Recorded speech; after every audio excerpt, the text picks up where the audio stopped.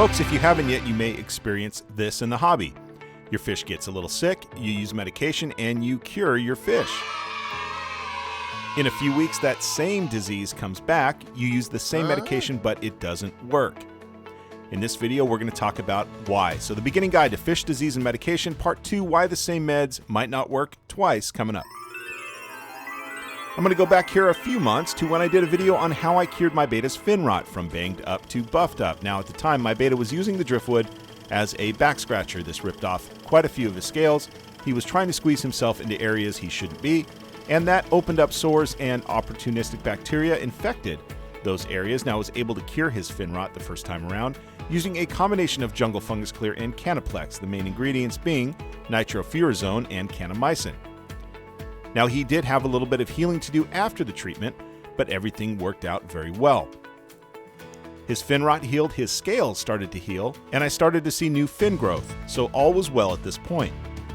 Unfortunately, about 4 weeks later, his fin rot came back. You can see that red area certainly affecting his fins, but starting to protrude up to his body and to his scales. Now this was tough for me to see, but I knew right away what it was because it is the exact same area where we had a little bit of healing to do. Now, where did I go wrong? Well, I could have medicated one more time. I did the full cycle. I treated 3 times, but a 4th treatment would have completely gotten rid of this fin rot, and a 4th treatment would not have affected my beta at all. So I went back to the tried and true method using Canaplex, the active ingredient kanamycin, and jungle fungus clear, the active ingredient nitrofurazone, to try to treat this a second time, and I got absolutely no results. Now this is the same medication that I used to treat fin rot successfully the first time.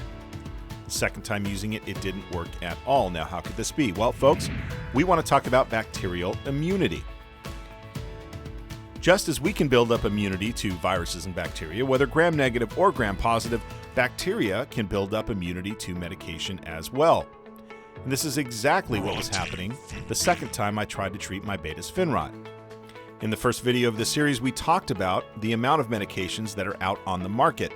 There's certainly a lot to choose from, but many of these medications treat the exact same conditions, and there is a reason for that. Let's try a case study looking at API's triple sulfa versus API's erythromycin. Now, both medications say they will help treat fin rot, and both medications do a great job, but let's flip these over and look at the actual active ingredients.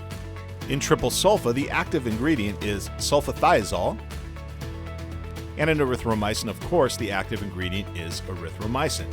So we have 2 different medications for 2 different reasons. If you are treating a bacterial infection with API's triple sulfa first, and don't quite get it all, that bacteria will become immune to the triple sulfa, and you'll have to go to something different, such as API's erythromycin. And that is exactly what I did with my beta. I will get to what I did with this heater here in a second, but I had to use a different medication to get this fin rot a second time. God, stop covering me. Stop, buddy. The bacteria had become immune to the ingredients in jungle fungus clear and Canaplex, so I had to try something different. Man, it's time. It's not time to eat. Would you stop? I'm trying to do a video. Come on, food man. I'll feed you later. What's down there? Good, go explore. So before medicating with the erythromycin, of course, I did a full water change and cleaned up a little bit of the substrate. And here's what I did with the heater, folks. This was a Marina C10 heater, which is a great heater.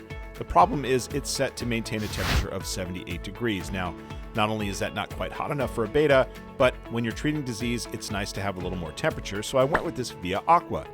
There's a nice knob on the top, and it's easy to control your temperature. So that is what went into the tank. And then I measured out my erythromycin. Now, 1 packet is good for 10 gallons. So in this 2.6 gallon tank, I used about 1/8 of a teaspoon. But in general, for tanks 10 gallons and up, it is 1 packet per 10 gallons. Time for food man. Yeah, Food, I know you're not happy, snow. but I know. You'll get your food in a second. And in went the first dose. Now with erythromycin, just like many other medications, you want to dose once, wait 24 hours, dose again, and then do a 25% water change and do your 3rd or 4th dose. After using the erythromycin, my beta started to heal up. Can you stop? Don't try to talk while you're chewing, please. I'm the king of the tanks. And Not this again. What? Come at this. hey, guys, jeez. What And you he was got, back Sam? to What you terrorizing got? Big John Here we go again. as usual.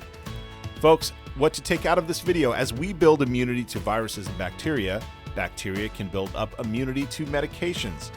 So if you do treat your fish and you're successful healing that infection, if it comes back, you might need to use a different medication the second time around because the bacteria has built up immunity to the first medication. Folks, the Den is on Instagram at dmichaelsfishden. Join me if you are so inclined. Please like, comment, and subscribe for future content. And as always, thanks for watching.